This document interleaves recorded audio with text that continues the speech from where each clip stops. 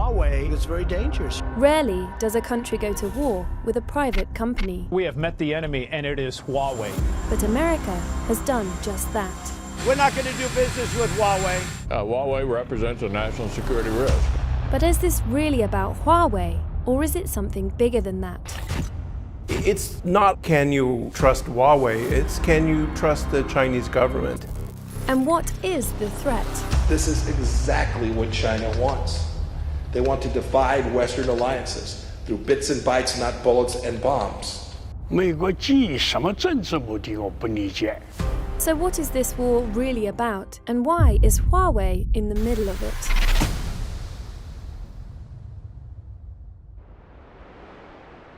Founded in China in 1987, Huawei is now the world's largest maker of telecoms equipment, with revenues exceeding $103 billion. When you think about Huawei, you might think about the handset. That makes sense, since it sold 200 million of them in 2018 alone. But close to half of its revenue comes from selling network equipment. And it's this infrastructure side of the company that worries governments much more than the sort of consumer handset side. With Ericsson and Nokia, it's one of the 3 biggest manufacturers of this equipment. In fact, since 2014, it's outgrown all its competitors, reaching over 3 billion people. This is how networks function. Your phone sends a signal to a nearby tower using radio waves. Voice and data are passed over an internal network run by your phone company, which connects your handset to other phone users and the wider internet. In other words, these antennas connect us all. But now, there's a new kind of network. The race to 5G is moving forward at full speed. From TV ads to presidential tweets. You've probably heard debates about the revolutionary 5G. Although 5G is massively overhyped, it is coming, and Huawei is a leading force in this innovation. It will be a sort of big change, maybe not quite so enormous as people like to tell you. The other thing that people like to say that 5G will enable is this idea of the Internet of Things. If you want things like self-driving cars that download detailed maps of where they're about to be, you need 5G to do that. If you want internet-connected door locks or CCTV cameras, maybe 5G is a way to connect those. But though this computerized smart future opens up new possibilities, it comes with a health warning. We're moving to a world where everything will be connected to the internet, but we haven't thought enough about security. That's the big fear about having a hostile power control your 5G network. Because if entire networks are vulnerable, this opens the door to countries spying on one another. 5G networks must be secure, they must be strong. They have to be guarded from the enemy. In a rare interview with The Economist, Ren Zhengfei, Huawei's founder and CEO, talks about the political storm surrounding his company. 美国基于什么政治目的我不理解。5G 这个问题呢，毕竟5G 只是一个技术商品，它只是一个工具。5G 政治化可能是一个错误。As the argument rages over the security of Huawei's products, the effects can be seen in some unexpected places. The biggest issue, I think, with all of this political turmoil surrounding the Huawei name is uncertainty. Joe Fresnel runs Eastern Oregon Telecom, a small network serving the people of this rural area. In rural, remote areas, it's hard to connect with people. And so the internet becomes this really important way to connect with community. Herb, how you doing? How are you, Joe? The problem is that the network here relies on Huawei technology.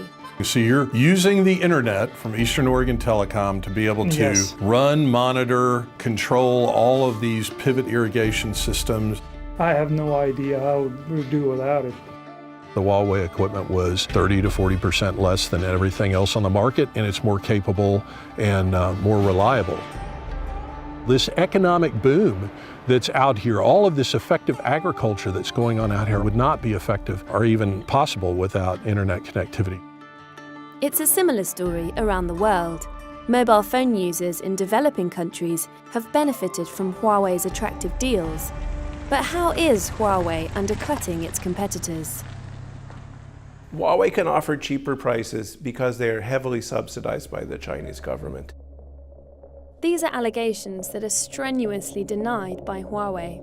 华为就是华为，中国就是中国，对吧？把华为就代表了中国，我还没有这么大的这个光荣。 Whether or how Huawei is connected to and subsidized by the Chinese government is unclear. But what is clear is this. China is the kind of country where if the party says jump, all you can say is, well, how high? Loyalty to the state is actually enshrined in China's intelligence law. Article 7, a 2017 edition, states that any organization or citizen shall support, assist, and cooperate with the state intelligence work. Critics say this law means that when you buy Huawei equipment, you may be exposing yourself to surveillance by the Chinese intelligence services, and this makes governments very uncomfortable. Huawei is just a tool of the Chinese government. China is a difficult country for any company to be independent in. And when you look at that, the new intelligence law, you've got to have some concerns. This has made a lot of people worried that Huawei, given its close relationship to the Communist Party and given the Communist Party's willingness to wield hard power, you could then end up in a situation where they can use that effectively as a weapon. The fear is that Huawei will leave backdoor vulnerabilities in its networks that would provide China with an opportunity to spy on its competitors and enemies. To counter this mistrust, Huawei has shared its code and allowed the likes of Britain's National Cybersecurity Centre to scan it for backdoors. We do have researchers that have been going through it with a fine-tooth comb looking for exactly these. They've never found anything like that. Even so, the Trump administration remains suspicious. Huawei is something that's very dangerous. President Trump's escalating trade war with China. So if there's no solid security threat, why is America making an enemy out of Huawei? We cannot allow any other country to outcompete the United States in this powerful industry of the future. At least part of this is motivated by a desire to slow China's rise and to keep a world in which America is the dominant power for as long as possible. It seems as though the concern over Huawei is not only about America's security, but also its insecurity. And it's causing collateral damage at home as well as abroad. In May 2019, the Trump administration issued an executive order which not only forbade American companies from supplying Huawei with components, but restricted domestic networks from using its equipment. It's a move that feels like an own goal to Americans like Joe Fresnel. Worst case scenario is there's an all-out ban. That means that 3 to 6 communities that are struggling, desperate for broadband connectivity, missing out on economic development opportunities, having young people flee their community and never come back, it would be a huge hit. And there's another uncomfortable truth that America can't ignore. Smartphone technology relies on a truly global supply chain. Take an average smartphone. Some contain components from more than 200 international suppliers. Screens might be made by Samsung in South Korea. The camera lens engineered in Germany. The chip could be designed by a California-based company and manufactured in Taiwan. The battery could come from Japan, and the audio chip from China. But increasingly, hostility and lack of trust threaten to fracture these supply chains. This goes beyond Huawei. We are entering a period of increased vulnerability when it comes to cybersecurity and the internet. America's concerns about Huawei are understandable, but the risks can be managed by limiting the use of Huawei equipment to less sensitive parts of 5G networks. That way, it is possible to benefit from the low cost of Huawei's equipment while minimizing security concerns. You know, when we start talking about withdrawing and only doing business with companies that are really close allies or companies that are in the United States, that damages the global economy and the way that we function as a world. Billions of people around the world have benefited from increased connectivity, made possible by global standards and global supply chains. But if political mistrust divides the telecoms industry into rival camps, everybody stands to lose.